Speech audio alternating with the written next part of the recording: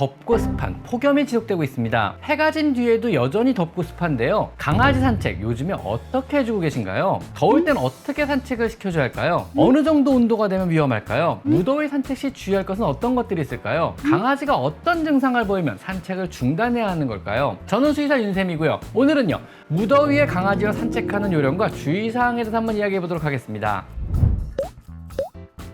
요즘 계속 폭염이 지속되고 있습니다. 기상청에서 말하는 폭염이란 어떤 것을 말하는 걸까요? 하루 최고 체감온도가 33도 이상일 때 폭염주의보가 발령되고요. 체감온도가 35도 이상일 때는요, 폭염경보가 발령됩니다. 체감온도는요, 실제 온도에 바람이나 습도 등을 더해서 실제로 우리 신체가 느끼는 온도를 뜻하는 것으로요, 실제 온도보다 우리의 건강에 더욱더 중요합니다. 습도가 높고 바람마저 없다면은요, 체온을요 효율적으로 내릴 방법이 없어져서 열사병에 걸릴 확률이 높아지게 됩니다. 강아지는 왜 사람보다 더위에 취약한 걸까요? 우선 털이 있습니다. 털은요, 야외에서 체온 유지를 위해 필요한 것으로요, 몸의 열이 빠져나가지 않게 가두어두는 역할을 합니다. 두 번째로요, 땀을 흘리지 못하기 때문에 체온을 내리기가 힘듭니다. 사람은 더우면요, 땀을 흘림으로써 피부 표면에서 땀을 기화시키면서 체온을 효율적으로 내리는 기능이 있습니다. 하지만 강아지는요, 피부 표면에 땀샘이 없습니다. 발바닥에서만 땀샘이 존재하기 때문에 땀을 흘리며 체온을 조절하지 못하는 겁니다. 그래서 유일한 체온을 내리는 방법이 혀를 통해 헤헤거리면서 침을 기화시키며 체온을 낮추려고 합니다. 그래서 더운 날 산책을 시키면요, 혀를 길게 빼고 숨을 헐떡이는 것입니다. 사람으로 치면은요, 손부채질을 하는 것이라고 보시면 됩니다. 이게요.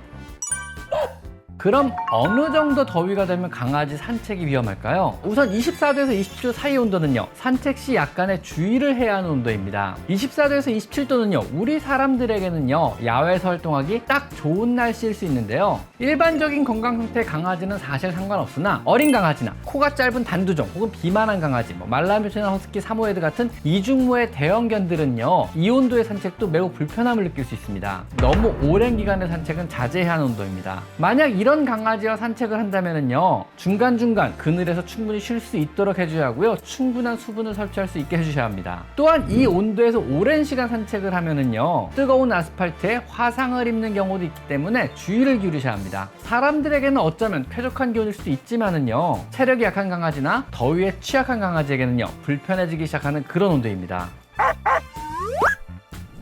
그리고 28도에서 31도 사이의 온도는요, 산책을 자제하기 시작해야 하는 온도입니다. 28도가 넘는 기온에서는요, 웬만하면 산책을 나가지 않는 것이 좋습니다. 산책을 하더라도요, 평소보다 짧은 시간이나 대소변만 처리한 뒤 바로 산책을 종료해 줄 것을 권장드립니다. 특히 단두종의 강아지인 퍼그나 불독, 보스턴 테리어, 킹 찰스 스패니얼 등은요, 이 정도 날씨에도 산책을 시키면 위험할 수도 있습니다. 아마 조금만 걸어도요, 헉헉거리며 주저앉을 가능성이 높습니다. 코가 눌린 단두종뿐만 아니고요, 비만견이나 혹은 대형견들이나 검은색 털을 가진 종류나 이중모를 가진 견종도요, 28도에서 31도 사이 온도에는요, 안전을 위해 산책을 자제할 것을 권장드립니다.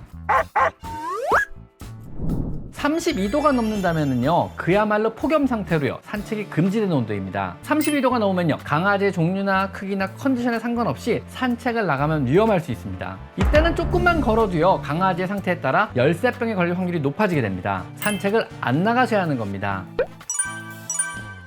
그럼 더운 여름철 산책 중 강아지가 어떤 증상을 보이면 바로 산책을 중단해야 하는 걸까요? 지나치게 높은 기온에 강아지가 장시간 노출이 된다면요, 강아지는 열사병에 걸릴 수 있습니다. 열사병이란요, 단순히 몸이 뜨거워지는 질환이 아닙니다. 너무 뜨거운 열에 장시간 노출이 되면서 뇌가 그 기능을 잃어버려 체온 조절 능력을 상실하고요, 나아가서 의식마저 잃어버리며 조금 더 지나면요, 호흡곤란으로 사망할 수 있는 무서운 병입니다. 열사병의 증상은요, 호흡이 곤란해서 심하게 헐떡거리기 시작하다가 과호흡을 보이기 시작합니다.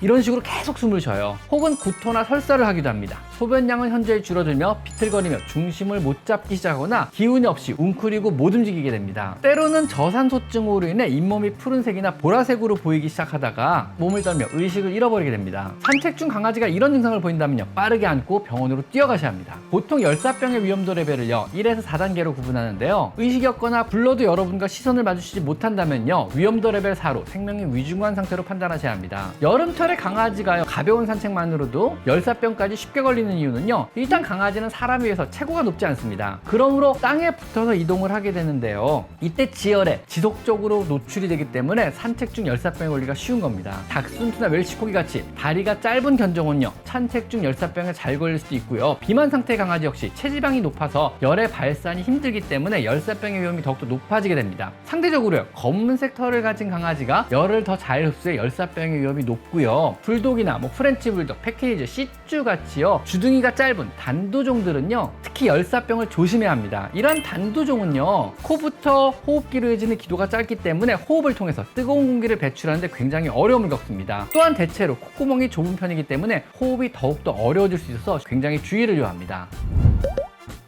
이러한 열사병의 예방은 굉장히 단순합니다. 온도가 28도가 넘는다면요. 산책을 안 나가는 겁니다. 실내에 항시 에어컨을 빵빵하게 틀어주고요. 잠시라도 차 안에다 강아지를 홀로 두고 떠나서는 안 됩니다. 혹시라도 산책을 해야 한다면요. 안고 다니거나 유모차를 이용하시고요. 대형견이라 걸어야만 한다면요. 그늘진 곳에서 중간중간 충분히 휴식을 취하게 하며 천천히 걷는 겁니다. 중간중간 역시 충분한 물을 공급해 주시고요. 평소보다 산책거리는 짧게 해주시는 것이 좋습니다. 무더운 여름이 지속되고 있습니다. 더울 때는요, 강아지의 건강을 위해 산책을 최소로 해주실 것을 권장드립니다. 오늘은 폭염시 산책의 주의사항과 열사병에 대해서 한번 알아봤습니다. 자, 오늘은 여기까지 강아지 상담소였습니다. 감사합니다.